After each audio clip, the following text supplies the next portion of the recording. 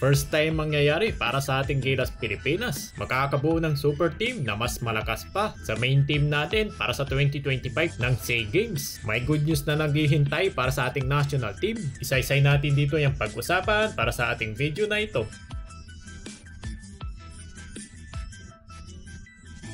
Naglabas na ng official announcement ang organizer ng Bangkok SEA Games at hindi sila susunod sa rules ng FIBA sa usapang eligibility. Una sa lahat mga idol, sa paparating ng SEA Games sa December ay hindi available yung mga Gilas players natin. Ito nga yung mga main players natin nang dahil na nga sa walang FIBA break. Pero napakarami ditong nagpahayag ng kanilang mga interes na gusto nga nila ditong maglaro sa ating national team sa SEA Games. So ibig sabihin lang dito yung mga idol ay kaya na ditong bumuo ang ating dalawang Gilas team. Passport rule kasi ang gagamitin nilang eligibility rule. So definitely mga idol, basta meron ka ditong passport na nais mong i-representa, ang gagamitin na nga dito. So ibig sabihin ay pwede rin tayo dito makabuo sa ating national team ng isang super team. The 33rd South Asian Games ay ito nga po ay na-clarify dito sa kanang meeting ng mga representative ng 11 bansa na kasali nga dito sa SEA Games. At heto nga, napagkasunduan nga yung athlete eligibility. Pwede natin dito maging starting point guard itong si Remy Martin. Matagal na nga rin niya ditong gustong maglaro sa ating Gilas.